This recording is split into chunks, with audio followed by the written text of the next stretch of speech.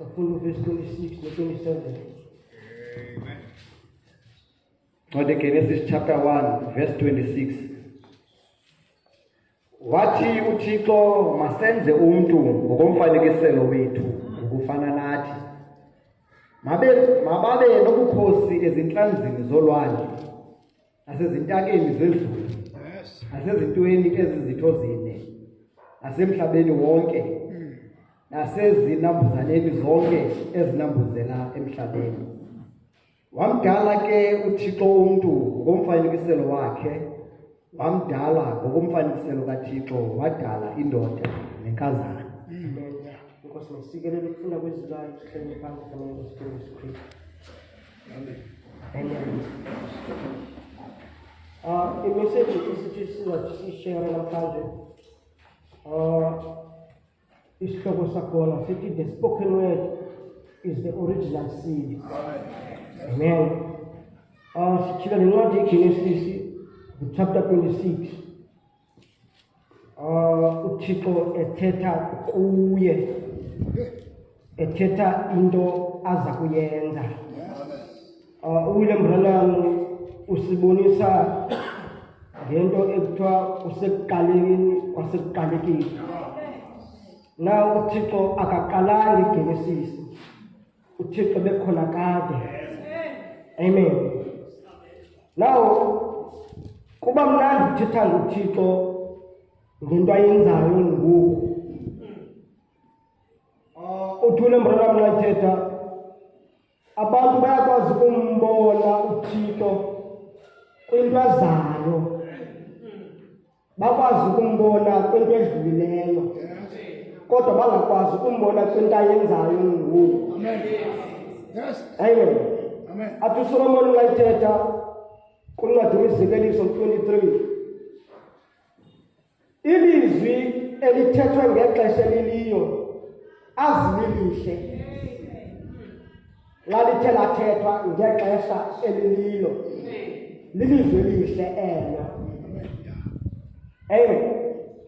Ngoba ukushumayela intshumayelo yayizolo okanye ukushumayela ngento seledlulile inokufa lona. Njengoba sizothi sithethe ngale nto kuthiwa si-spoken word, sizokuyijonga ukuba nawo sithi i-original seed kanjani. Njengoba wayikhona uThixo ekuqalekeni, inguye yedwa. Uthi umprofeti layithetha uThixo njengoko ebenguye, enguThixo engekabi nguye even uThixo. Phaa kuye ebenazo zonke i-attribute kunye namandla ezinto zonke. Ebengumvusi, umbuyiselo wobomi kwinto efileyo, kodwa bekungekho nto ifile. Ebengumphilisi, ebengumalusi, engumkhokheli, kodwa na kungekho nto ayikhokhelayo. Amen. Yes. Amen. Yonke loo nto ibiyingca yakhe ebenayo kwangaphambi kokuseka kwehlabathi. Amen. Yes. Kodwa uThixo kuye kwakho ixesha lokuba nawo yena azibize, azithobe khona ukuze abe ngumntu. Yeah. Amen. Amen. Ngoba ngela xesha beyedwa phaa kuye thina besizi-attribute phaa kuye ngcingi. Amen. Yes. Siko sona simo sigqibeleleyo sobuthixo engqondweni yakhe. Amen. Amen. Yes. Now izinto beziphaa kuye beziperfect kangangoba bezinguye, bezingekho kwilithi uba zona zingatithwa. Ngoba bezizinto ebezinguThixo kuye ngcingi. Amen. Yes. Kodwa ezantsi ingeli yakhe nebefuna uba nguThixo. Amen. Now uye wathi uThixo ngeli xesha beyedwa, phaa kuye kwaphuma into enguThixo ebizwa ngokuba nguLogos. Amen. InguThixo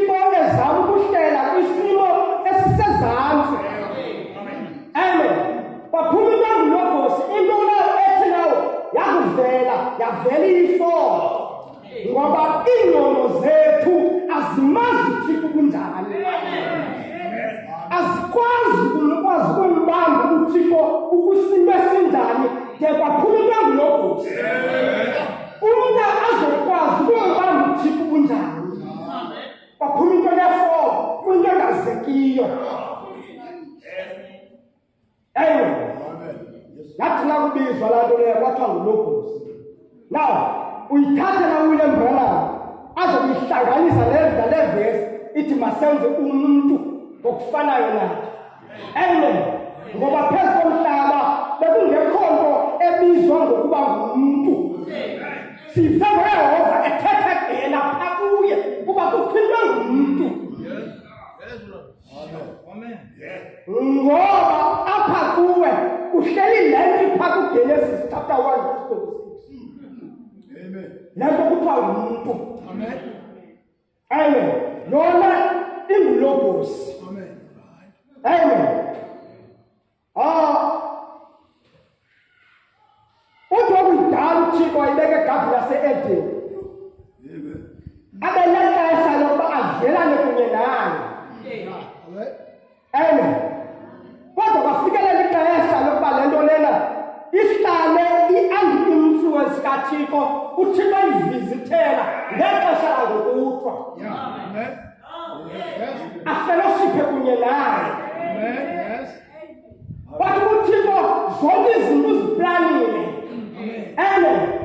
Ngoba wadala zonke izinto ngeentsuku ezisixhenxe. Wazidala izinto zagqibelela zakusimo esiperfect. Ndimvule mbonana ngenye imini ethandaza. Uthi xeshikweni wadala na ii-angels zakubiza yena zathi zakuba khona ii-angels zambiza ukuba nguThixo. Igama elithi God ligama elivela kwii-angels ngoba zivela zamworship. Kodwa xeshikweni bekuphuma kuvela umntu kuThixo ephuma evela umntu uthe wakumbona wathi the Father. Amen. Ngoba umntu uphuma evela kuThixo. Amen. Now wathi wakuvela umntu wafellowshipha noThixo, umntu wakwisimo sokuwa abakwifole egadi yase-Edeni. Now uthule mbona unayithetha avalwa amazulu emntwini.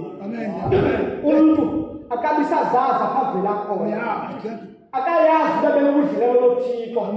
Avalwa amazulu engqondweni yomntu. Umntu akabinalo ulwazi ngoThixo.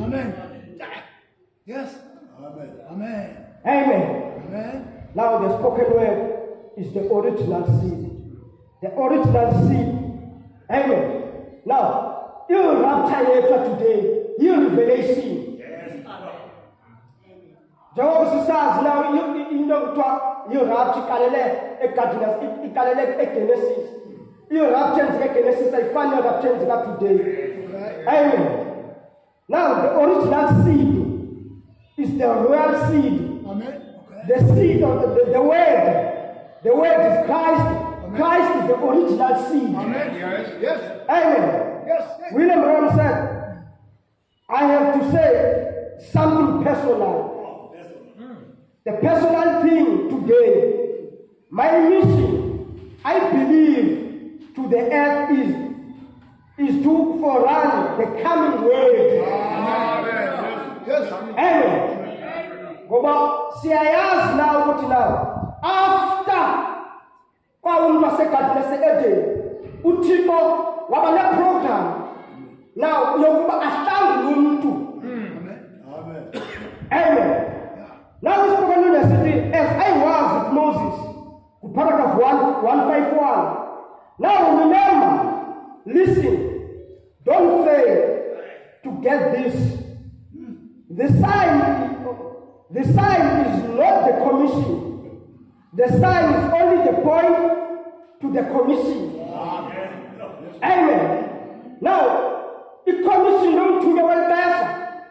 Now, ukuba now, aforane now, ilizwi kaThixo lisiza kuwe. Amen. Wena kuhlanganisa nelizwi kaThixo. Now, the sign ukuba now, itsale now lento nomdla kuwe le nto yi-attraction uqwalasele kweyona center point ye-commission kaWilliam Branham ngoba nayo le nto yempiliso ukunikezela kwale mntwana yi-discernment ayo-center point into yokuthixo ayisiyenze uthixo le nto ngaphezulu kokubana ugula amen xa ugula uthixo azakuphilisa ufuna na umamele kuye ngoba apha kuwe ukhwetwa nguye yena uthixo yena ufuna yena uthixo uhlangana nalaa nto ngoba laa nto inguthixo amen. Now that's why this brother asked them down. Now remember, listen, don't you fail to get this. The sign is not the commission. Amen. The sign is only point to the commission. Amen. Now, what is the commission? Is to forerunning the coming word. The second coming of the Lord is the coming word, not the corporal body. Amen. Let's look at the rapture, paragraph 8. When the bride is being called out, it's the revelation of the manifestation of the word made true. Amen. We are living in that today. Amen. Praise to be God. The revelation of the mystery of Himself. Amen. Isithilelo semfihlakalo esibonakalisa ubuyena. Amen. Ngoba umuntu waye walahlakala noThixo. Yes. Phezu komhlaba wathi uThixo wakulahlekelwa ngumuntu. Now uthule mara wayithetha uthando lukaThixo elingenamlinganiselo laye lamnyanzela uThixo ukuba akhangele umuntu wakhe. Amen. Uthando lwakhe lamfaka kwingqinamba. uThixo wathuthumba ephusa uthando lwakhe ukuba kuhlangane uAdam. Amen. And God said, let us make man in our image. Amen. After our likeness. Let them dominion. So God created man. Amen. In His own image. Yes. In the image of God. Creating male and female. No, unaxesha eBhayibhelini akasaka samfumana uAbraham ebiza uThixo. uAbraham ayengena neBhayibheli. uAbraham wayenomthixo nge-inspiration. There's a time, brother, wayewabiza uba El Shaddai. No, igama elithi El Shaddai ligama elithetha ubudlezana. Ngoba uThixo now ithakuvela logos ivela iyindoda. Amen. Negala lomama maphakulo. Now ivela now ithi ngayithela le ndawo iBhayibheli. Amen. Ithi le ndawo. So God created man in His own image. In the image of God created him male and female. Amen. It created him. You see, now uthi ngayithela le ndawo le uthi wavela eqaleni feminist eqaleni masculine. Now that's why that brother by inspiration yakana revelation by name ithi ngayimkhonza ngemini imbizwa El Shaddai. Ngokuthixo uvela ngomele. Now efuna umntwana ngoba uThixo ofidayo. Amen. Wavela now atavela eneqaleni feminist. Amen. That's why lanto le yayibonakalisa ibride noKristu. Ngoba ekuweni kukaAdam ekudaleni kwakhe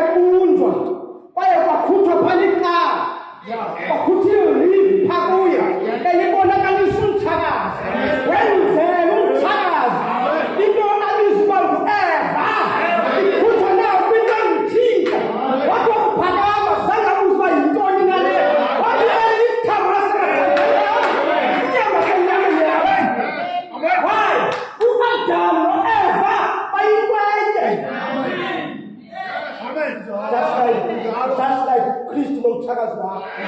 Amandla hayi kuKristu. Amandla asebandleni asebandleni. Now ibandla likaKristu is the judgment seat. Amen. And ubophile emhlabeni, ubothwe emazulwini. Ubothwe ezulwini, ubothwe emhlabeni. Phila emhlabeni, with the bride of Christ. Amen. Amen. Now, that was the original seed. The original seed is a part of God. Amen. When he said, be fruitful, be multiplied. Amen. Verse 27. Now, I want to go to verse 27. Amen. Genesis chapter 1 verse 27. Wamdala ke uThixo umuntu ngokomfanekiselo wakhe. Wamdala ngokomfanekiselo kaThixo. Wadala indoda nenkazana. Wabasikelela uThixo wathi kubo uThixo, qhamani nande niwuzalise umhlaba niweyise. Ibe nobukhosi ezinhlanzini zolwandle nasezintakeni zezulu nasezintweni zonke eziphilileyo ezinambuzelayo emhlabeni. La uthi wabasikelela. uAdam akakafakwa kwinyama. Ngoba ukufaka kuAdam kwenzeka kuverse 22. Now uKhamani nane uthethwa kuLogos. Uthethwa kumuntu kaGenesis 1 verse 26. Now izwi likaThixo laphuma lisiza kulanto yadalwayo iphaya. Lanto yaphuma ivela kuThixo. Wathi khamani yawo lando. Amen. Now wayingathi bakakhama umuntu kule false kuyo. Kodwa kule original seed. Amen. Now that's why William Branham in 1962 the 18 Amen. Utipalated 1803 1963 we heard him preach the sermon, the spoken word is the original seed. He told us that the commission was to forerun the image. Amen. He forerun the image. That image is the word of God. When you eat the word, you find that image. Your name is what you theophany. Now civilism turns back to the head. I will leave you all. My name is William Branham. What do you have from your theophany? Not my theophany. Not theophany of you. We know before the foundation of the world. Amen. Now, Masitong, Kwenzekani, in the spoken word, the evening messenger, paragraph 87, when God made a place where he could fellowship with his creature, Adam tried to make a way himself, made a fig tree. Amen. He was in the fallen state. God will reject it. Why? On the police like usikayele today bana ilawo dike sisikalekiso abona abantu today abakhe banyevule uThixo ngabantu baselawo dike today bamvalele ngaphandle uThixo. Amen. Now uthi ngayithetha Adam tried to make a way himself, made a fig tree. He was in the fallen state. God rejected. Why? there was no fellowship Okay. in that condition. Amen. Now God wants to fellowship about the things of heaven, please. But the heaven was shut to the man. And amazulu Thixo ungumntu ofuna fellowship nomuntu wakhe. But akho fellowship ngoba i-understanding yomntu ikwizantsi ikulona zinga lakhe lasezantsi uThixo ngenokwazi ukufellowshipa ngezinto zasezulwini. Yes. Yeah. Amen. Amen. Kangangoba abantu bese-post hour babhilive uThixo wabadala khona ukuze abantu bathuthume. Umuntu ubingumafana wadala khona ukuze agwetywe. Yingcinga yomntu leyo. Asumwewile. Kodwa injongo kaThixo yokubadale umuntu. uThixo wamdala umuntu khona ukuze afellowshiphe kunye naye. Ngoba umuntu uyiphathi kaThixo. In the spoken word, the mighty conquer, paragraph 95, because of sin was committed, all heaven was shut off from mankind. No man could see into glory. No man could understand because of heaven was shut. The understanding, heaven means the atmosphere above. So there was no atmosphere, heavenly atmosphere. When God called his name, Lord God, it's in the word Elohim, which means the self-existing one. There was nothing existed but God. God alone. There was no air, no light, no stars. There was no wall, no word, no nothing else. It was God alone. Elohim. Now Thixo kusimo ekuso kwinga yakhe yemva apho khona kwakuhleli attributes zakhe zonke wafuna ukudlala kunye nazo yena bengumuntu phakathi kwabo. Amen. Now wayene desire kuye leyo kuba anga fellowship abe kwi fellowship ne attributes zakhe. Kwakungekho nto ifithayo. Amen. Nento elungele uba angafellowshipa nayo. Kwakungekho nto enobuthixo. Kwakungekho nto efithayo kwingcinga kaThixo yokuba angafellowshipa kunye naye ngaphandle kwe-attributes zakhe. Yiyo loo nto wazithatha ii-attributes zakhe wazibeka emhlabeni. Amen. Esona simo singumntu sabizwa ngesimo esi-perfect khona ukuze nawo kube kubudlelwane between yena Thixo nomntu wakhe.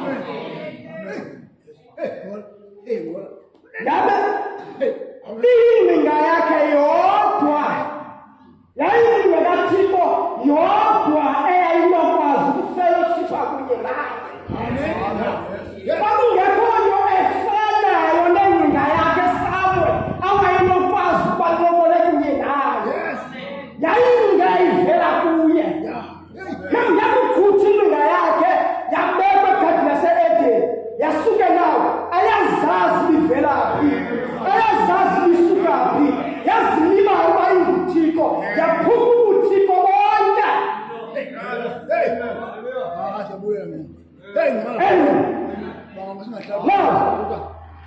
A man is an attribute of God. Ingcinga kaThixo ibonakalisiwe. Amen.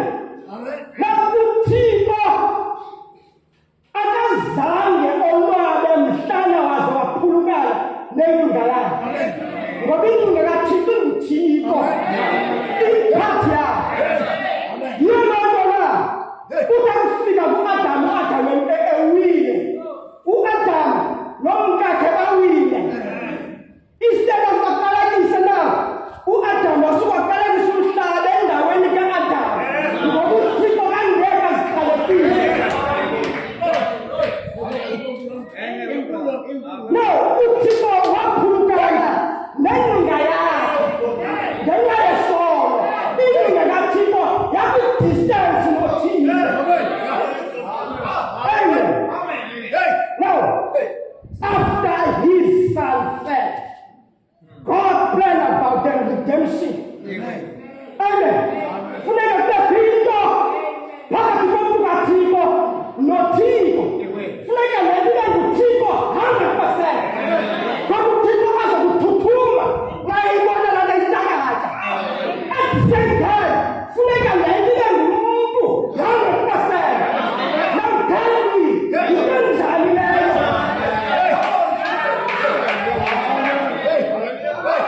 Abantu phezu komhlaba funeka bakuyijonga laa nto itakatya baze entliziyweni yabo. That's why uThixo naye athi akuyijonga abone uThixo kulaa nto. Umntu azibone kulaa nto noThixo ngaphaya athi akuyijonga laa nto azibone kuye. Amen. Now uThixo waplana into enjalo. Amen. Yabizwa laa nto yi-redemption plan. And God was forced by his love to redeem mankind. Amen. Genesis 17, Amen. Okay. verse 8. Amen.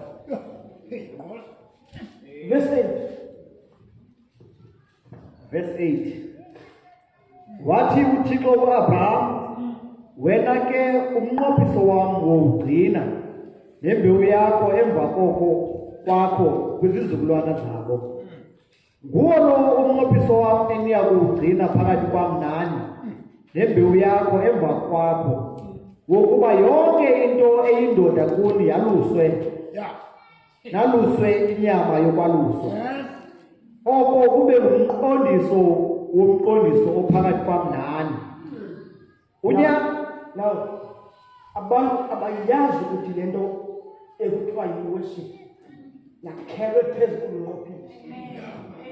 Kuba ngumnqophiso othi wenziwe ngumnqophiso wegazi. Yeah. Abantu baworship under the blood. Amen. Amen. Ndifundise thetha ngomnqophiso, indlu yonke yalost. Abantu bayazi le gospel yakhelwa phezu komnqophiso. Now, umnqophiso uthi usokuwa afelwe ngabantu. Le nto kuthiwa yinkolo, igospel iyilenxe. Amen. Ngoba umnqophiso utheni waphulwa. Now umnqophiso andizange nabona eBhayibhileni evuswa ephindele uvuswa Nowa. Utsala umnqophiso omtsha. Umise umnqophiso omtsha. Kangangoba laa generation uyakunyanzeleka uba ifele kulaa mnqophiso omdala. Blessed believers today, they reject umnqophiso omiswe nguThixo kwala namhlanje isizukulwana. Amen. Bonke abantu abazibiza njengembewu ka-Abraham abayazi u-Abraham nguyise wabakholwa. After uAdam ephule umnqophiso kaThixo, uThixo waphinda wabuya again. Mamela ukufundela.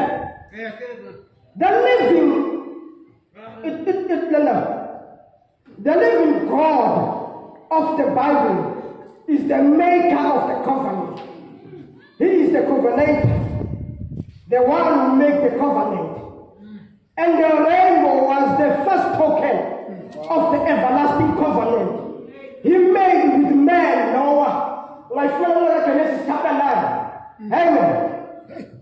Even around about his throne, there was the rainbow, reminding us of of who he is. When I follow Revelation 4, chapter 3.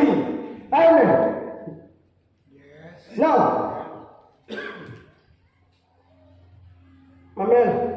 The rainbow on the head, the rainbow on the head of his mighty angel, showing us that he is none other than the covenant maker. Himself is the himself in the form of the angelic. He is the angel of the covenant. We find a like a tree. Amen. I come worship here.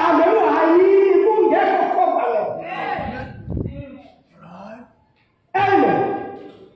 His covenant, which was rectified by his own blood. Remember, Hebrews chapter 9, verse 11. He is the redeemer of the elect, both Jews and Gentiles. This land without the rainbow is not accepted by the Jews.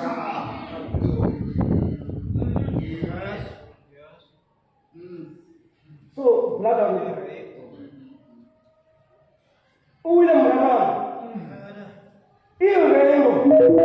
isusa umuntu kule mrana nabulungu nabujuda nabusho yonke elizwayo under the foreign state imenze yawo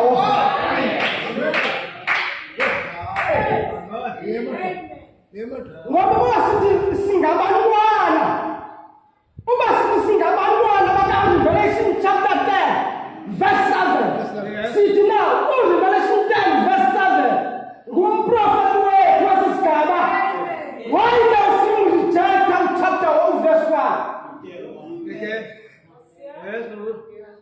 ngoba ngo-1960 I think 52 one of the sisters at Ekonzweni yathi yamfota William Branham nayamyofaka kutaku yahlanza ibiti yafela nomnyama wafela nomnyama umnyama lowo simbonakala niswe kwivesi ezininzi esebhayibhileni uthi William Branham wakhe sithi the seven seals uthi once nomnyama entwabo zafunde once nomnyama entwabo ayiyenye into the angel of the covenant uthetha emabandleni kukhona impicture ye-angel of the covenant. Now ngowuphi lo mnqophiso wethu wa-today? Ngowuphi? Ngoba zinto zimbini ekwanziselwa phezu kwawo umnqophiso.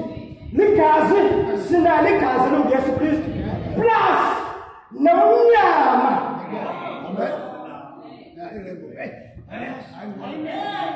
Now, ukwigazi lekwasethe nguYesu Kristu kwakho isiko esibonakalisa uGenesis 1 verse 26. Now, umzimba kaYesu Kristu ngumbonakaliso wethu uAdamu owayeyiyo. Now, masiwuqaphela unomnyama entloko ugqiba umnqophiso wesigaba sokugqibela phezu komhlaba.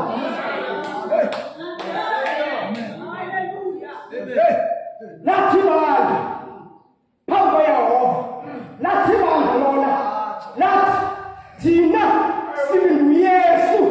Amen. SinguYesu negama onenilo ezibethe ngqo asimaziyo ezinyeni wethu. Wabe sithi yena I call you bride, I don't call you church no longer, I call you bride. Wathi bride umyeni wethu sisalinde umyeni wethu esibhakabhakeni. Amen.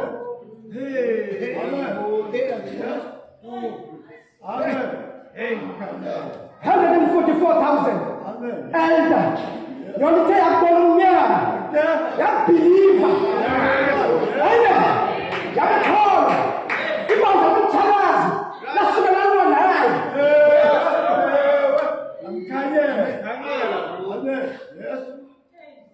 Ukufika kwaYesu Kristu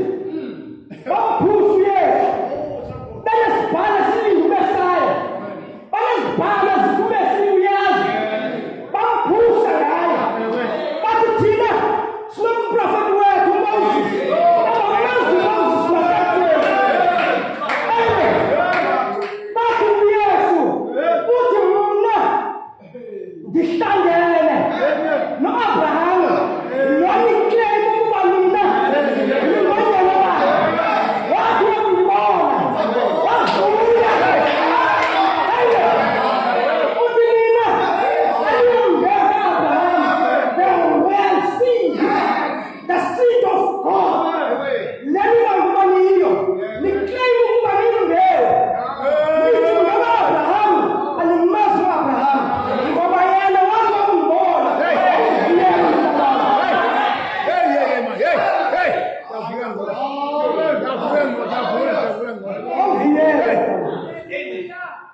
Now, he is the angel of the covenant.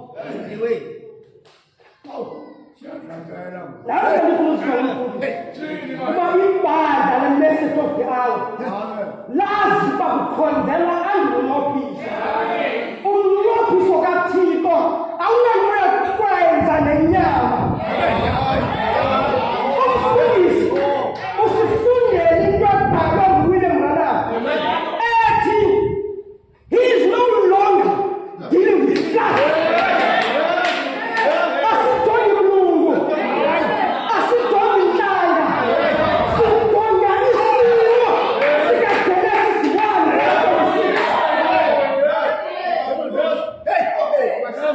Siyayazi ukuthi la inhlanga yakhathi i-message of the hour yayizisa kwenkathini bathi bathi iJuda ukuzisa kwentanga kuzothabatha nawo iJuda kuzobakho amaJuda amabini azosiya i-gospel. Come on, sir.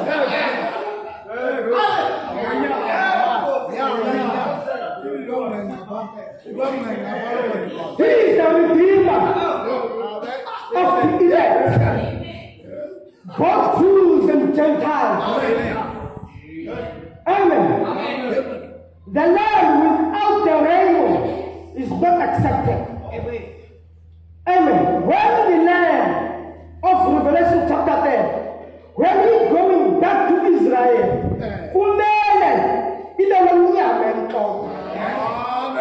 why? They know him by that. He said, I saw another mighty angel come down from heaven, clouded with cloud, and the rain upon his head. We remember said, if you notice,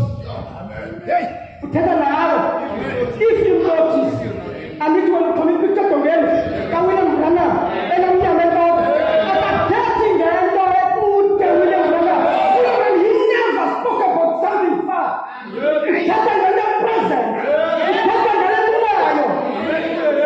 said to you, if you notice, that is Christ directed, coming to the Jews.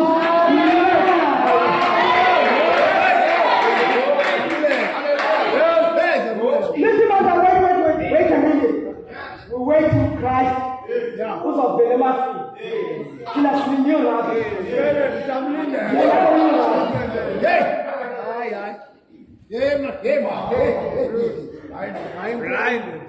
my commission is to forehand the way.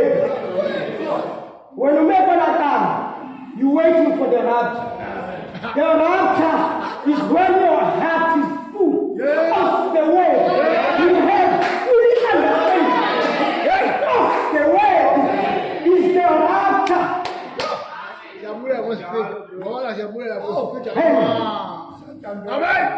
If you notice that Christ directed the Jews, then Gentile church.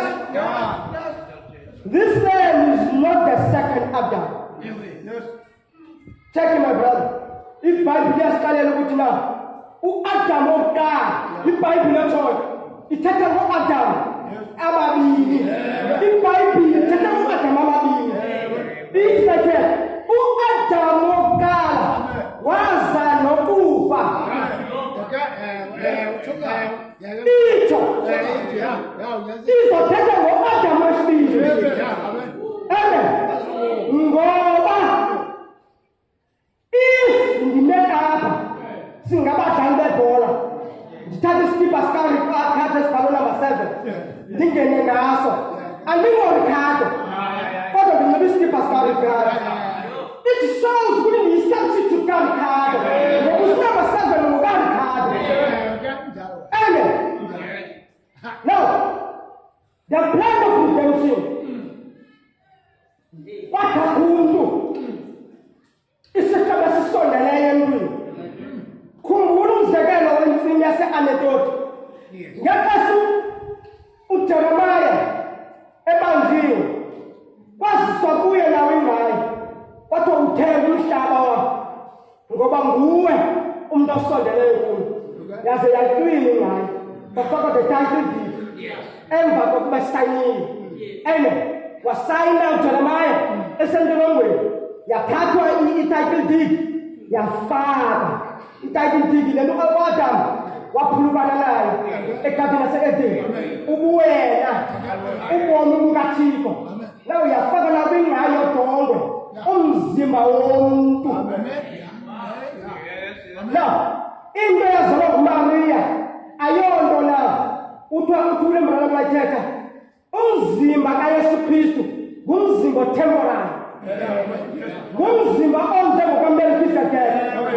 Kwathi ibhola yomlilo yafika kulethi damu emhlabeni yavuka ingumntu.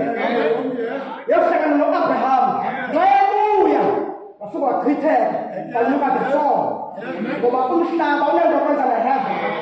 Banyuka ne-4 ngoba bathatha lo mhlaba uyingqayi enguYesu bafaka ubaboni behla njengewona ngoba baboni yile nto uAdamu waphulukana nayo. Amen. Now, yangumuntu 100%. Kule mrama saze bayalaba. Uyakhaza yadilwa. Uyakhaza bayalila. Kusho ukuthi la yayinezimvo zomuntu. Kodwa xa sibone imekanto ngabakaza asizavuka. Usibone isi-characteristics zikaThixo. Asibone isi-characteristics zomuntu. Indlela yomuntu kule idalweyo. Le nto yayisekiwumbi kaMaria. Kodwa at the same time inoThixo. Yize enza isesiphambanweni. Ithi ndinantoni na nawe namfazi. Apha kuba ndinantsomi yedibanisa nawe. Andizelanga Maria njengomntu. Nehlobo walokunayo. Ndiyinto sezulwini. Amen. No, he was the substitute. Yangu Adamu wayo. Ithi Bible uYesu ungu-Adamu wesibili. Amen. Amen. Kumele u-Adamu. Then ibe nguYesu. Uwile mos u-Adamu. uYesu abuya kwindawo yakhe. Na uzovusa u-Adamu. Then ekuvukeni ku-Adamu ngencwadi kaRevelation chapter 5. Nakubuyisela incwadi buyisela. Kuphinde kuvukela u-Adamu ebewile. Ume endaweni yakhe. Kuthiwa hayi u-Adamu. Uyile mrana wayengu-Adamu. But he did not really put in there for you to understand. He did not when he told me he did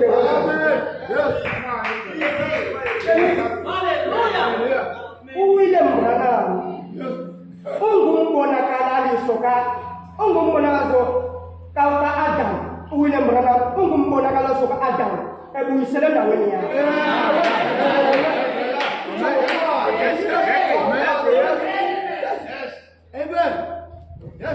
Mamela David. Uzomnye udade enkonzweni. Uyalila udade. Inhliziyo. Usolekele ngumntwana wakhe udade. Uthi umprofeti uva kabuhlungu udade uva kabuhlungu. Uthi ndilinde. Ngizomkhangela. Uzomkhangela phi?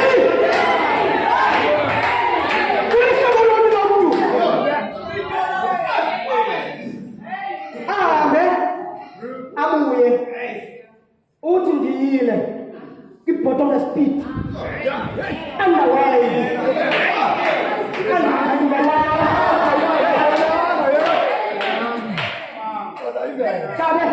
lamela anomthini uthi ndiyile ezulwini ngambona umntwana umntwana wakho unwabile mamela nendawo dade uyalibisa. Yeah, that's Kodwa uyafuna. Ndizawusanaza.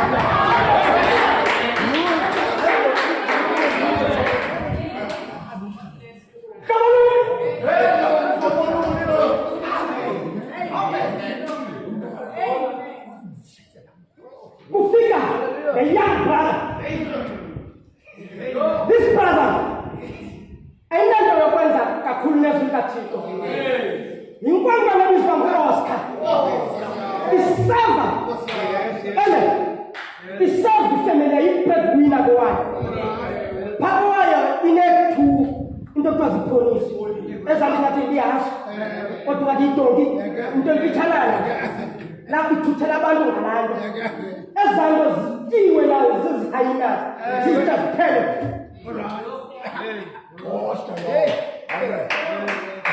Athi u-Oscar izolo uphilise umoya wana-cancer. Ebeseyirejectiwe zizibhadlela. Umama angaphila. So I believe uba wena pastor ungazalazi. Thandaze mntanam asibone ngevision zatyiwa zaphela. Ngiyafuna kusipokalele sithi the odd boy. Zatyiwa zaphela. Akubikho nethambo ezanto zinamazinyo strong. Zitya nefele. Zitya nethambo. Zishiyane kwa-mix. Now, abuye aze ku-Oscar. Athi Oscar, I'm sorry young brother. Sizibonile nathina zakwivision. Zityiwe. Zityiwe la isihlobo le-highness. Isihlobo lihlala nawo kwithebu. Zitya into zitya nomsobho wayo. Wathi zityiwe. Wathi u-Oscar, wait a minute, pastor. You say, uThixo nguyizolo namhlanje unaphakade. Now, I believe ukuthi uThixo angaza nazo.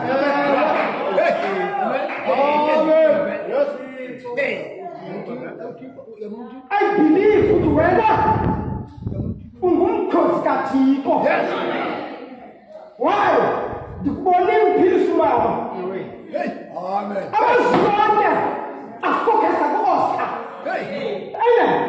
Ngoba u-Oscar uye nge-faith. Wayengayikho kuyomthesta. Wayengekho kule-organization. Wayengekho mbutho wakuyo at-the of the hour. Ukuba nawo ukhonza uThixo ukuba nawo uphosa amalexha kandawo. Kodwa wayengakholwa ku-Abraham.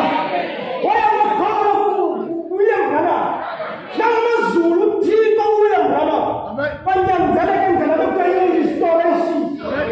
Andithi kwamnyanzela kaphila mdalele ezinye.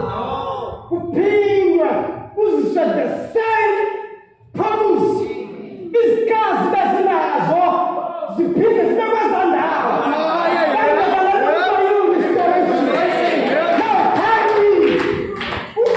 William Branham is the angel of the covenant. Into engaphezulu kwindalo.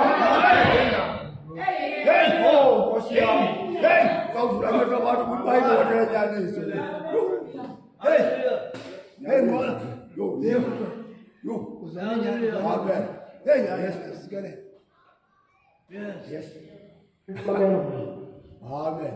The rainbow of the covenant. The rainbow upon vision of this mighty angel shows us that he is none other than the covenant maker. Himself is a covenant. He's an angel. The covenant which was rectified by his own blood. Amen. Amen. Now, if you notice that is Christ. This then is not the second Adam. Okay. This then is the first Adam. It's the manifestation of the restoration of this first Adam. The first creation.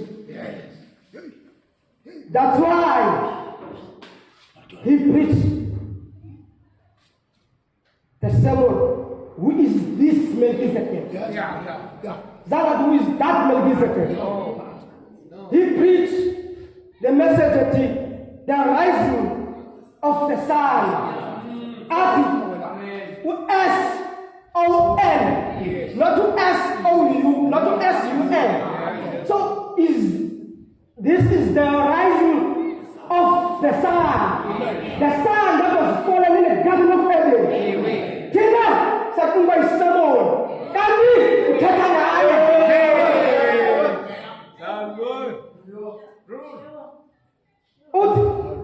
And he said, behold, a greater than Solomon is here. Amen. And as God revealing himself to his people. Amen. As I talked about the commission, the communion. Amen. Now, what is the communion? The real communion is the Holy Spirit speaking back. The second Adam was the substitute of the first Adam. The first Adam was fair. First Adam was fair from the fellowship with God. God was the first. God was first for the fellowship with men, but his man was fair. In this prophetic unveiling of God. So he was not even that. He was Elohim, the eternal. But in him was a thought. He wanted to become a material. And what did he do? Then he spoke a word. Amen. And the word was materialized. Amen. God wants to be a man. Amen. Now tell people about Ubangu. Was a part of abantu bamulite. Bangona njengonoza kuza. Ubasikibu sabakhoma kuwe. Uthi wile mbrana mlayithetha nonyela wakhe. Inwele ezi zakho sizujezile mhloko. Yakhula intwana yandala inwele zamhlophe yade yafa. But still message of the hour. Remember the message of the hour. Salinde na uye.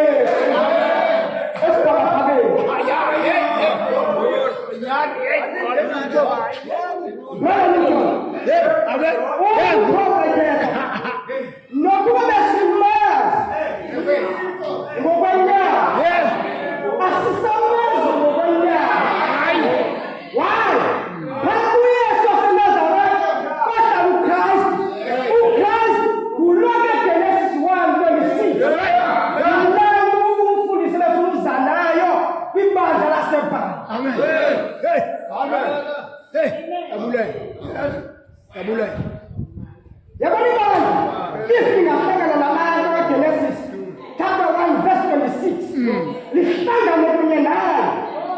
Amen.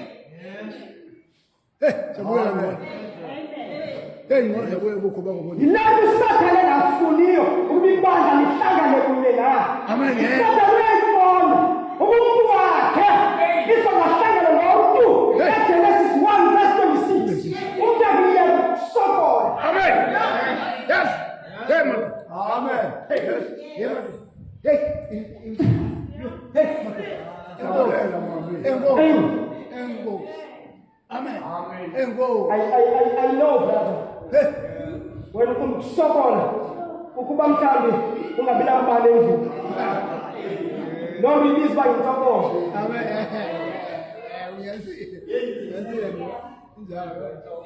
Usatana, I am Sokol, I say, Ukubunda la notiko. Labu tiko, ya puluka la notiko, puluka la notiko, utiko wa izba tukufa. Amen. Wa puluka tamonga, ekati na se ete mbefile. Amen.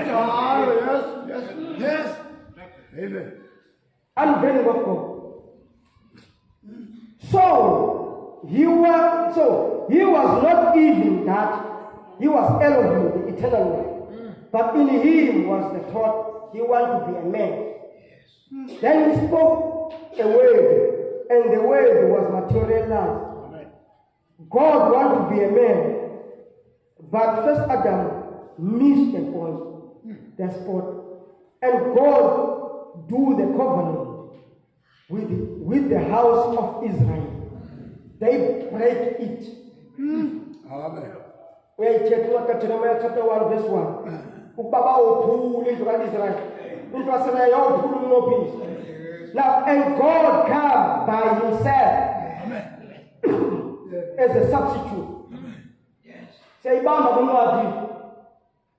Timothy 1, chapter 3, verse 26. Symbol of a substitute. Chapter 3, verse 16. Chapter 3, verse 16. Kananjalo ngokuvunyiweyo.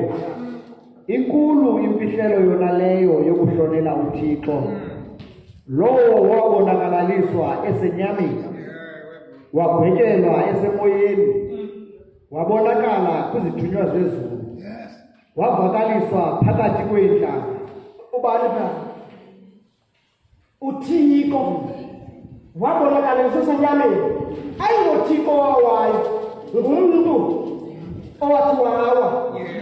Kodwa uThixo banyanzeleka mathinyana. Amen. Kodwa uThixo yena ingawanga. Kodwa uThixo ihloko kuwileyo. So laa nto yayingu-Adam ithe yaziswa nguThixo kwisimo senyama.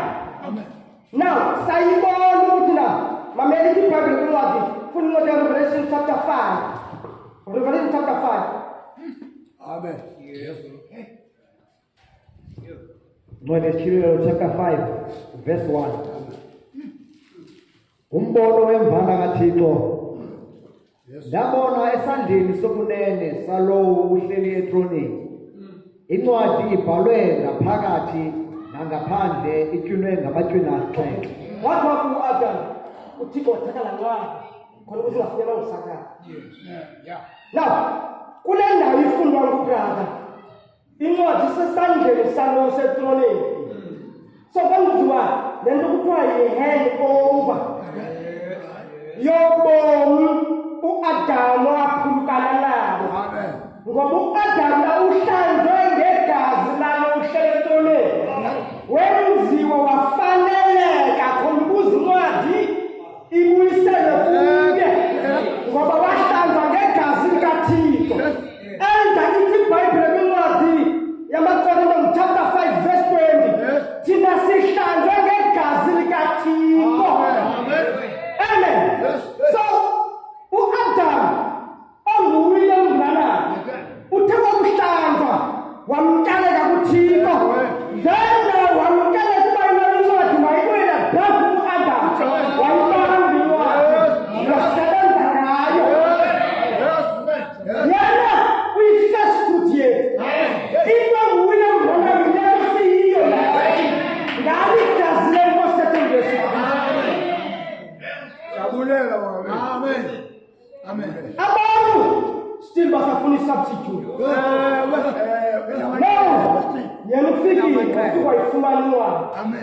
Ubomi obabu-Adam bubuyiselwe umuntu.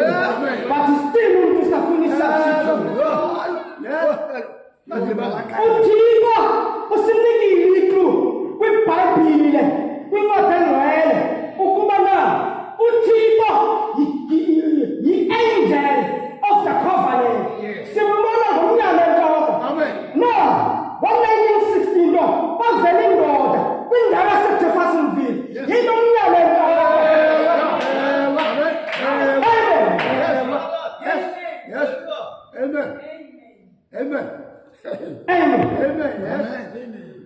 Now, i-major prophet yinto esondeleyo kuThixo. Kodwa uWilliam Branham yena kwathiwa yena yena eyakhe ministry imoda ingapha. He's a more than a major prophet. Yes. Amen. Amen. Amen. Yes. Now, this spoken word is it. The masterpiece. Amen. William Branham usenze lo mzekelo. Usibonisa lethu Thixo wayenza. Blessed believers as a full man William Branham. Mamela mkozathi. Uthetha ngendoda ethiwa Michael Angel. Yes. Uthi yayindoda enokugqisa. Yes. Ekwazi ukwenza izitatu. Yes. Waye aye ekafeni asenelitsha lingane lepulpit. Akho kumaziba why Michael Angel ezasiphatha ilitshe ebaleni. Kodwa Michael Angel indoda yaseItaly apha engqondweni yayo inengcinga yayo engaphakathi kuyo. Now Michael Angel ufuna nakwali litshe akhuphe ingcinga yayo. Amen. Ubona yena phakathi ngesengingeni yayo. Now Michael Angel wathi ukumjongela litshe mhlawumbe wayezihambele efieldini. Wathi ukumjonga wayibona ingcinga yakhe ukuthi na ndingayiya andibonakale kuleyo. Now elitshe lakundinceda ukuba le nto ikwingcinga yami yangemva ibe nakho ukubonakala. Wazana wendlu wathatha ichizi zakhe nesakha zakhe waqala wafaka iovarolo yakhe wabetha ilitshe ubusuku nemini ngoba engcingeni yakhe uMichael Angel ungayifumana le nto isibonakala esithi the masterpiece. Wayenengcinga wayibona uMoses apha kuye kwakuMoses kudala indoda yabhala iBhayibhile kwimihla kudala eyahlangana nePeter of Fire enenekhoze wilderness eneniyateka nakwindoda eseItaly ebizwa ngokuba Michael Angel yasuke nayo yane-inspiration engcingeni yayo yabona uMoses wakudala. Waqala walibetha ilitshe wakhupha uMoses mhlawumbe kodwa kwavela isondenteni wabonisa into igxalaba lelitshe sabona le nto ingathi izaba yintoni na nabavela ingalo abavela icala lomntu yena phakathi uyibona uMoses thina singayifumana i-image yale nto ayenzayo. Amen. No, would you remember as story started? As we know, we have no real picture of Moses. Michael Angel had the inspiration of what Moses really looked like in his mind. Amen. And caught it in his mind. What Moses must have been. He saw the moving Moses. Amen. Then he started cutting the stone. He hitting the stone until he got to the real picture of what it must have been in his mind. Then when he got it so perfect, one angle now Michael Angel but Moses, Mapumindo is strong, Moses, Wakana, Nenda is a million, Yamonagana, Yakusimas Monagana, young Moses, last small. Moses, or saying Michael Angel, we are dead, we are Momola, we are Pila. But lona sisters. Nilike. I did. Kuta wasuhamba. Utule mwana mwema.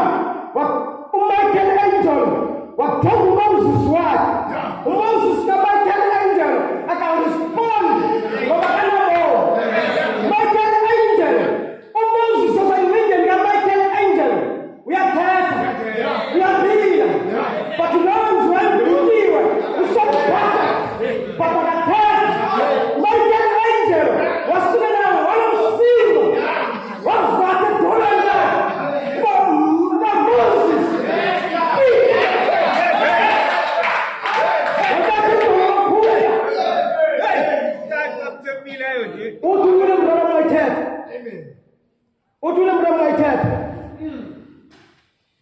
Una masterpiece. Una bagayenza. La monument. Il est perfect. Il a hit à cette oreille. La mission was in money band.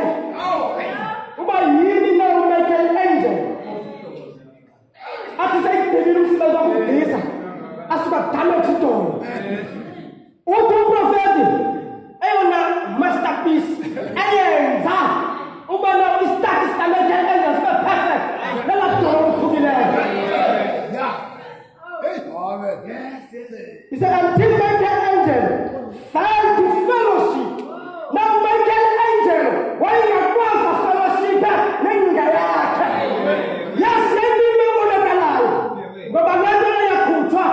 What do you want to fellowship? Amen. Now, Michael Angel fell to fellowship with Moses. That was the image of what was in his mind. Michael Angel looked to that monument, looked to Moses' eyes. And Michael Angel's mind was the fellowshipping Moses. In his mind was the moving Moses. But when he looked at one was the monument. There was the notice. There was no life in that image, and there was no fellowship. And he looked Moses, and he took the hammer and struck it. William Brown said, "Oh Moses, what feel ubanga ngokona na Moses wa Michael Angel, but why not teach la Michael Angel? Kuba ngokubo. Ufana no Adam kaThixo. uThixo ininga yakhe yaba yimonument. uAdam oqala sangakwazi ukufellowshipa nomuntu wakhe ngoba kwangekho bomo. Now ayanzeleke ukuthi la imonument yakhe ayibethe Thixo. Incwadi yathi, my man, the prophet said, the flow across the knee was that made it. Was the masterpiece. Do you know why? There was no fellowship between Michael Angel and his monument. The monument was the attribute of his thought. In his thought, he saw the moving Moses, just like God of heaven. His first Adam was the monument. Yes. Adam became a monument. Yes. There was no fellowship between God and first Adam. Now, God, he said, let us make man in our own image, the Logos. He spoke to his attribute, and Adam was the God, an attribute that stepped out of God. He was a first man that represent other attributes, like Tina. Amen. Yeah. Now, and God gave Adam or put the law of reproduction. That's what Adam told our brother. That's what Adam. One week, the law of reproduction. News and one week, the law. So, Adam akakwazi ukuba na ukhamani nale aqhubeke ngoba umuntu uthixo uwile Amen. Yes. umuntu kathixo so uthixo ngoku izwi lakhe alinanayo yokuhlala Amen. ngoba lobe kumele lihlala kuye liqhubeke ngaye usuke wayimonument usuke wafana nestatus ka-Michael Angel Amen. Yes. akabikho bomvu Adam so izwi kathixo alizange libe nayo ingakuhlala ngoba umuntu kathixo uyile phezu komhlaba i-2000 yokuqala zange kubekho i-EE zange kubekho i-fellowship perfect phakathi komntu nothixo Amen. kwi-2000 yesibini zange ibekho kwi-2000 yesithathu kulapho khona that was kwi-4000 years ukufika kwayesu kristu kulapho khona kwaziswa khona into uthixo anokwazi ukufellowshipha nayo amen mamela mkhozathi now there was no fellowship between uthixo no-Michael no Adam. Amen. So God gave Adam that put the law of reproduction to that image. But la law ayakwazi ukusebenza kathamani nani because of Adam will. Amen. Now uAdam eveza abantwana uveza abantwana besiwo la life kaThixo ayisaveli anymore. Ngoba ukusuka emva kokuthi uAdam ewile ujonga kwixesha likaMoses until yoma kwixesha kaYesu Kristu okokunqulwa ngelaw ayikho ku-perfection kaThixo. Amen. So ike kokufika kwemvana ayabi fellowship perfect but yayiplan le-redemption ngoba uThixo yena ufuna na ufellowship ngezinto zasezulwini uthethe ndithi amen ndi-understand nangithethe naye-understand ngoba uAdam izinto wayezibiza uThixo athi amen noThixo athethe noAdam athi amen okufellowship not i-teaching i-teaching ayonto ebangela uba sibe kwi-fellowship. Now if ndiyafika abazalwane bayancokola ndizoyazi ukuba lo utitsha lo kodwa if baya-fellowship yintoni i-fellowship? I-fellowship yile nto kuthiwa na yasikhosa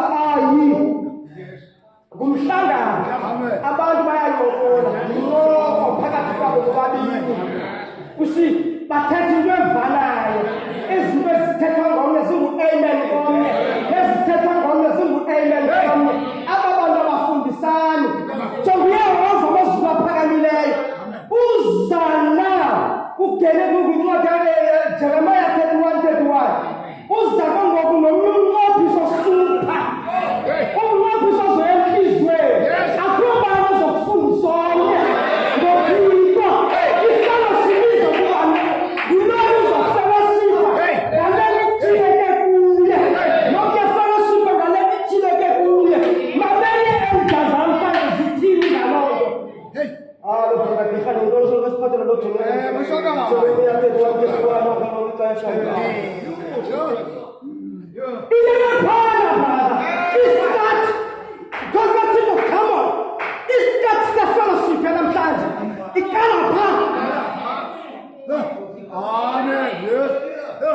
Amen. Yes. Amen. The message of the hour is that the fellowship yangaphakathi enhliziyweni it is from to flow and that's what we are yazi ukubana inhliziyo yabo yithola ukuhlala uThixo ufuna uba nguye fellowship akunye naye athethe enhliziyweni yami thethe enhliziyweni yami. Amen.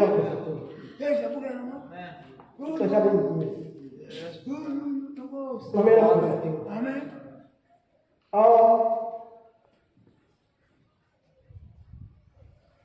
The law of reproduction zange ukwazi ukuqhubeka. Why? Wow. The word could not find a place to Adam because of sin. From generation to generation, the word could not find a place.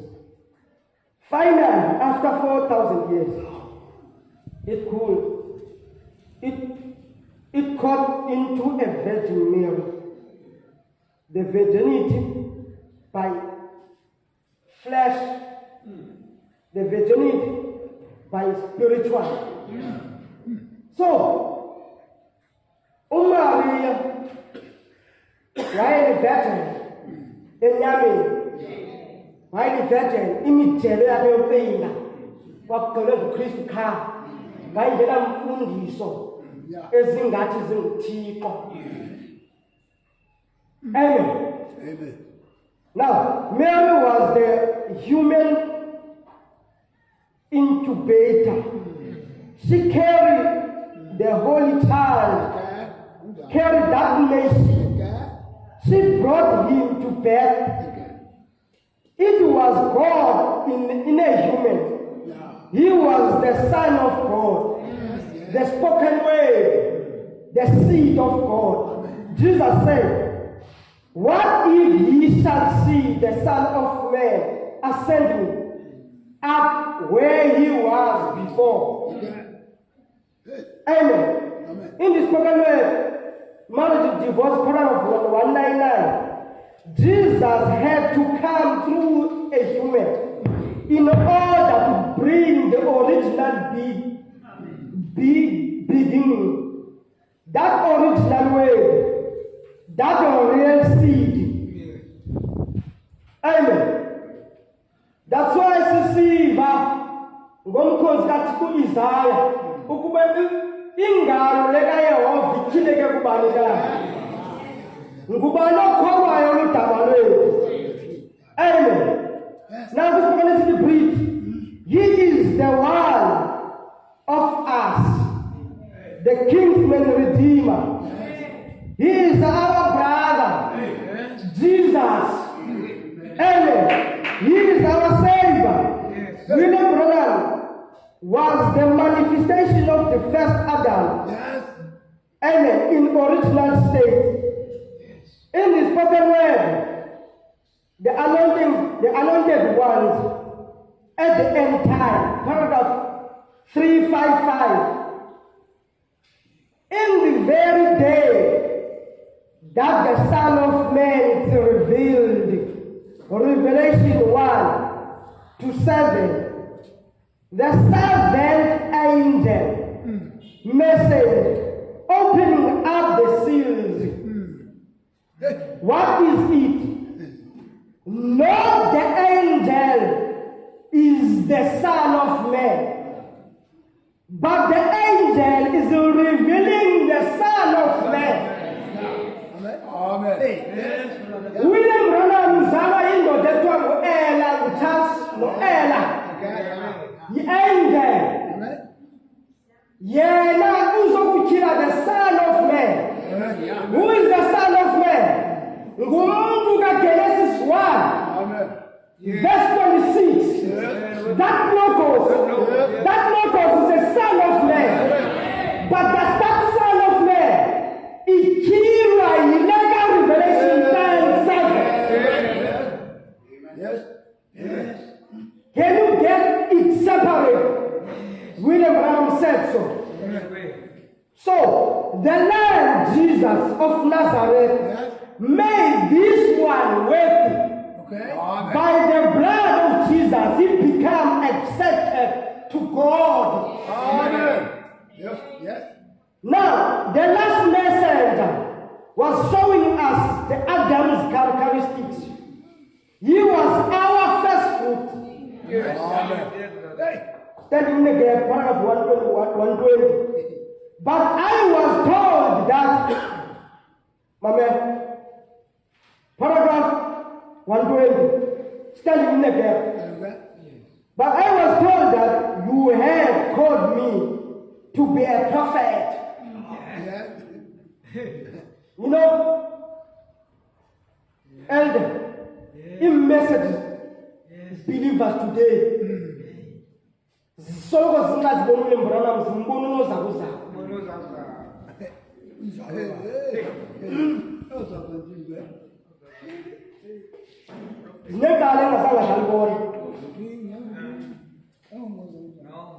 and I want to believe in the wilderness like a prophet. But I was using my own excuse. So I could have my own goods. And he said, Elohim. But he said,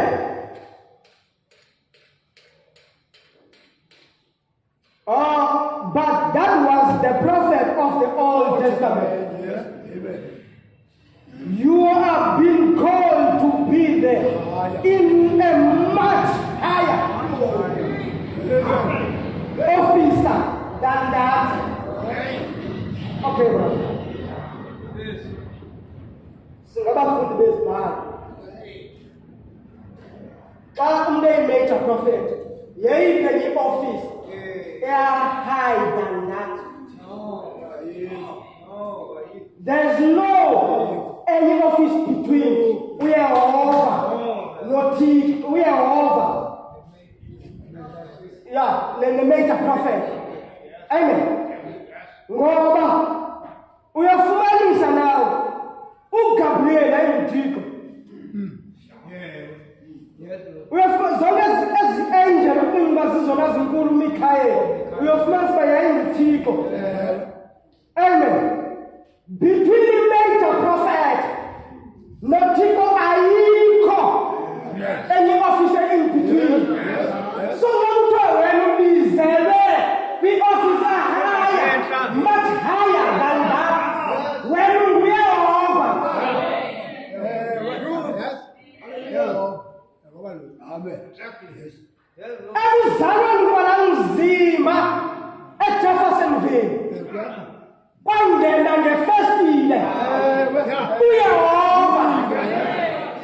Immediately, the very Papa. One day, we are over the cat. Papa. One more, Papa. One day, we are strange. Papa. Amen. Yes. Akuna, and we keep a cooler. Otu pastor, we summon you to preach upon the God. Otu tata, Kawilem brother, why men's water? Zambana, I put a man. It's an amount. It's carrying pillar of fire. A man doesn't want to God. We are over to tell you that.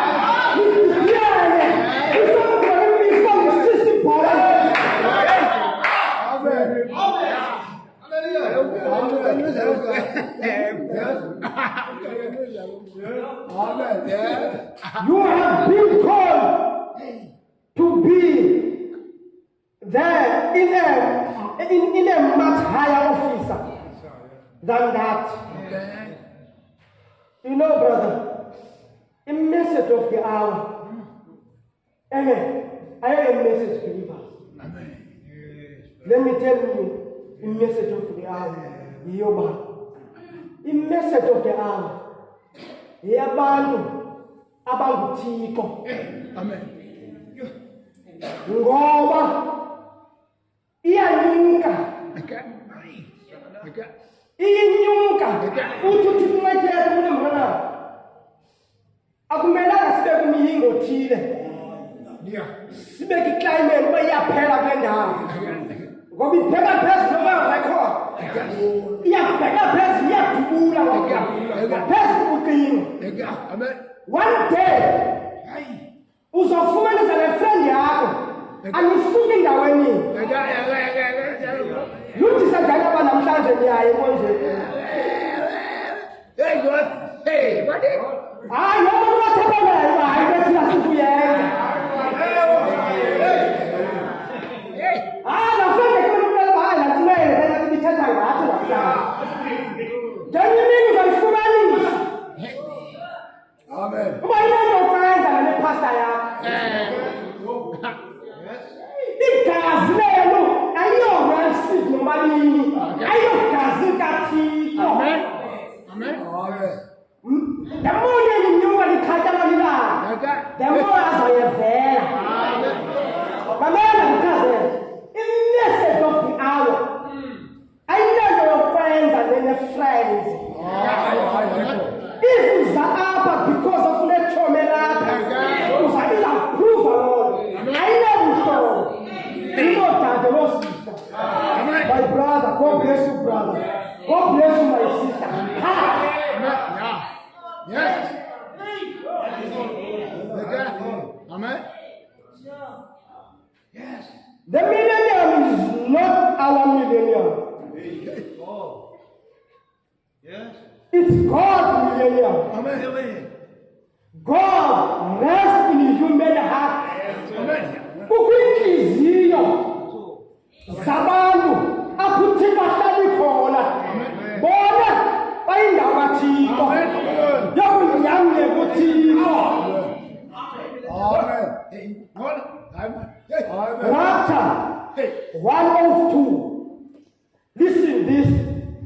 It's tremendous. When you see God come from a heaven, Amen.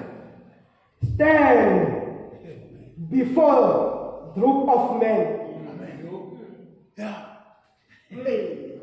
Uthixo emephakathi kwabantu.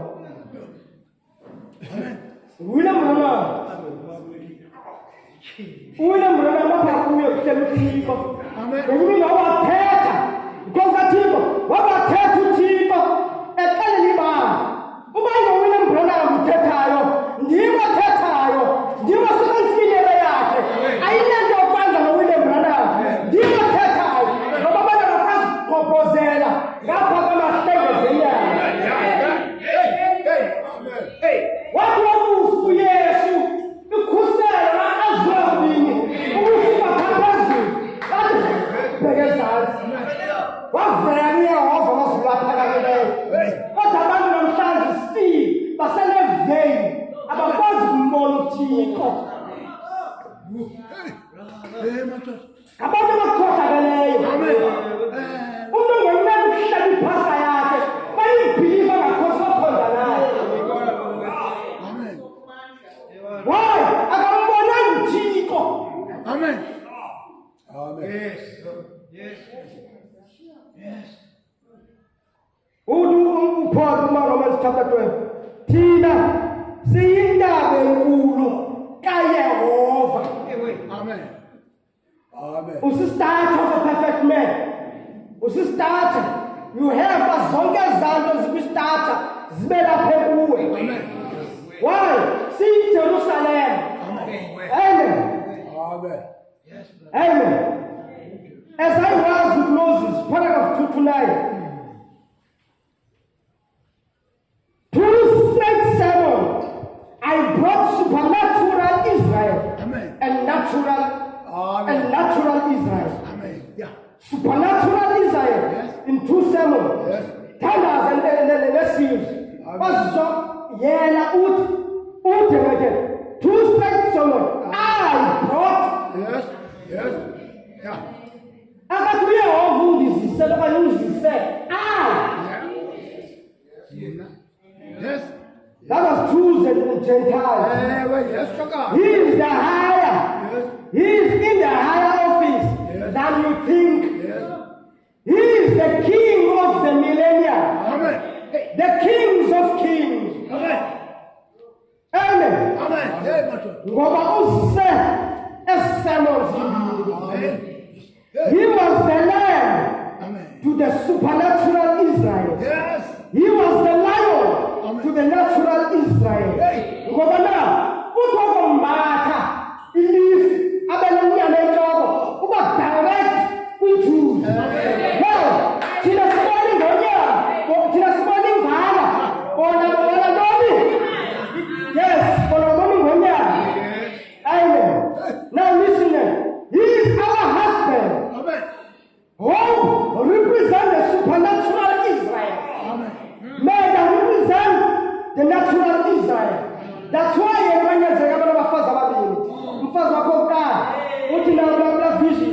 enyuka na escalators, omnyaka bichwako ekhaya, omnyaka bichwako ekhaya.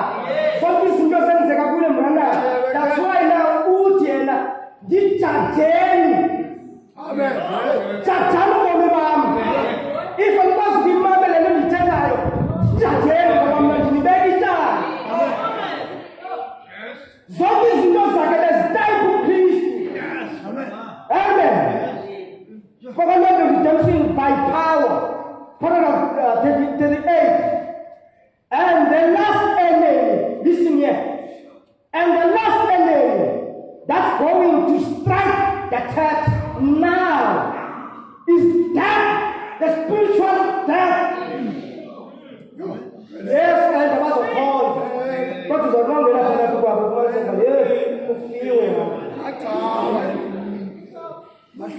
Akobo. Yes, the master. Would you remember the enemy of the man as a strike church? Yes. Why? They don't reject the covenant. At the end of the 3rd chapter of the book of Revelation, the church is taken up. Amen. From the earth to the throne. Yes. Amen. No messenger to the age of no messenger to this age. The Holy Ghost came himself. Amen.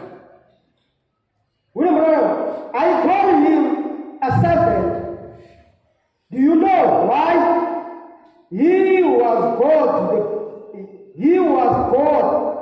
the prophet, not the prophet of God. No. God, the prophet.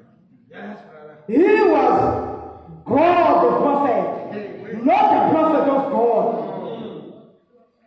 William Branham, wake wenza umzekelo weking eyafuna ungena esixekweni, ithathe umqhele wayo ubeke ecaleni, ithathe ingubo yabo ubukhosi kubeke ecaleni, inxibe overall, enye ibhime isikhafu, ifake igambutsi, xa izembelayo, ihambe yosebenza nabantu bathezi benkulu, ngomhla uyibone phaa nabahandayo, uyibone nabelusi ngenye imini, ifuna basesixekweni. Yes. Abantu abayazi uba yinkosi yabo isesixekweni. uWilliam Branham efuna usinika iklue uba mna Yehova ndihlile ndizokhonza kunye naye. Enza wabajika ngenye imini ibandla limflathela. Wathi church will receive the last sign. Amen. Ngoba na wayengutiko wabaflathela nawo uSara ngelinye ixesha wadizela inhliziyo kaSara ejoye ngawo ententeni kaThixo phinde wayenza loo nto leyo phambi kwebandla kaThixo but alizange limbone. Now the holy city and the king is here. Hallelujah. We are the new Jerusalem. William Branham is the king of this city. Amen. Uthi kwenye ndawo I measure it all. He measured the city. I measure it of this week. I measure isixeko. Usi yena William Branham wasimeasurisha kwavela inkosi yesixeko. Amen. Nguye owaze isimeasurisha. He said the city is measured. Wasinika nawo uba singakanani. Wathi singu 1500 miles square. Ubheka kwelinye icala. Sibe ngu 15 miles square ubheka kwelinye icala. Ngoba yena William Branham yila angel ubhalweyo ngayo imeasurisha nawo isixeko. This is a bride of Christ. Amen. I saw another mighty angel come down from heaven with cloud. Amen. Yes. Amen. And a rainbow upon his head. William Branham, he became the angel of the covenant. And he is direct coming to the Jews. Yes. When in the way of Tula, what is Zani Matuda? This is a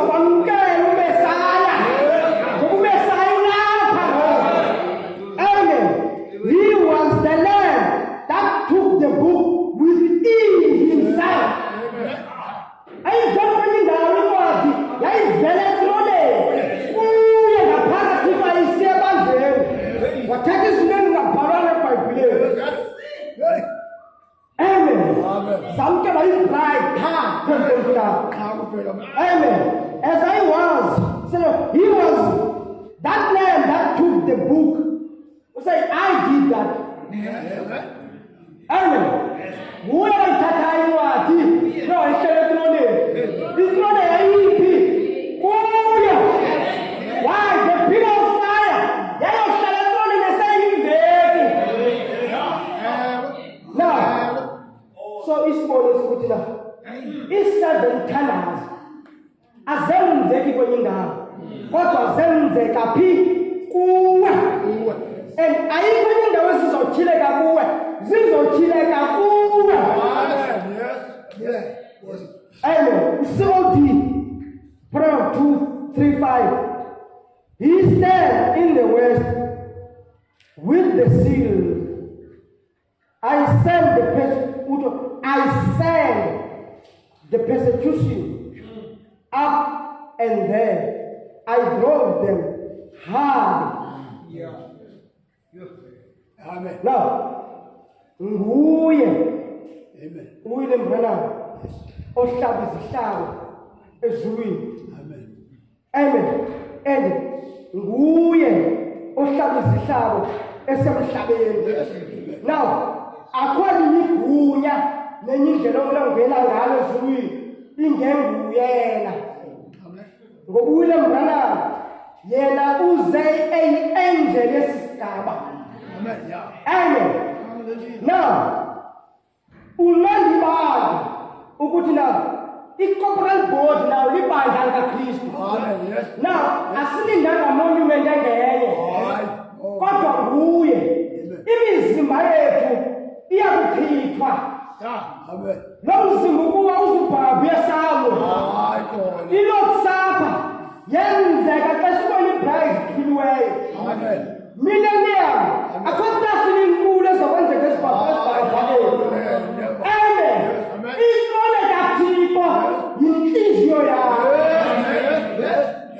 Itheophany ihlangane ngoba ingulwizi yona. Ithathakala nesoul yakho. Ikwenze wena ube nguThixo. Ngoba uNkulunkulu uthi na uba sidalwe esitsha, the new creation. Amen. Athi ngayithetha yayinto eyayisele kubapostile ukuba kuchithwe njengezimo. Amen. Bona bekusixabe esitsha. Amen. Yes. Amen. Now, uthi nawo wakufakwa kwi-constellation ye-7 angel. Amen. Athi ngayithetha phana i-angel eyayise-right yaba notable kuye. Into notable kuwe yinto enjengawe. Yinto enguwe. Uthi yona yabhabha yaza kuye. That was his theophany. Amen. Amen.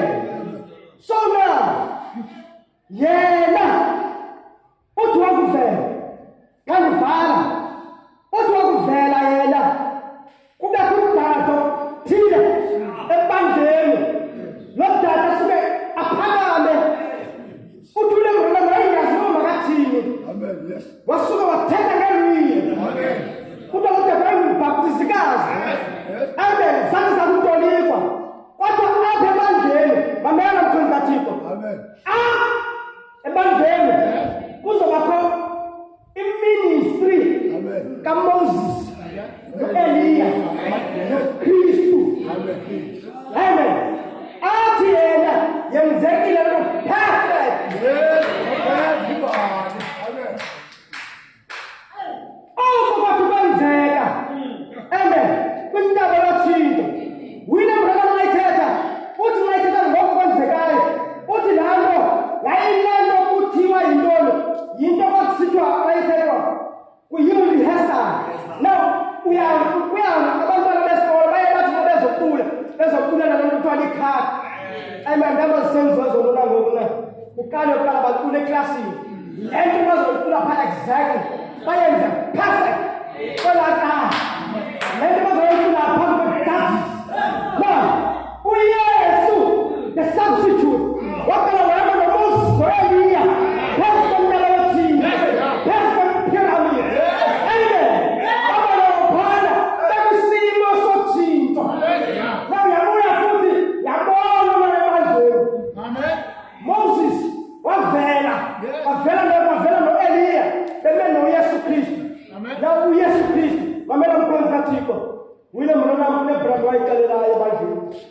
ukuba ndinguKristu. Kodwa usungayithethi loo nto. NdinguKristu. NdinguEliya. NdinguMoses. Usungayithethi. Ndim uKristu. Now, abantu basalinde uKristu nenolozini. Into elimaze ipicture ka-of man. Abantu bafuna laa ndoda enezinto ezimeshweni. Ezi egalabeni. Amen. Nanga bekujonge layo, bathi ngeke sohlangana nesibhakabhakeni. Nakukhala ezinyaweni zakhe. Bengayazi ukuthi na, the pastor is the angel. Is your angel. Amen. Nakuthi usondele kuwe ngepastor yakho. Wena ufuna umlungu wena. Ozohlangana nesibhakabhakeni. Amen. Amen. Dabulela Nkosi. Nkosi. Bantu bafuna umlungu. Amen. Now, brother, amazwi lokuqala sindivale ngayo ucebise ngakho. Now, mfuna uThixo esenokufumana. Amen. Amen. Sebalo Ilia Ingama sebalo Ilia Zili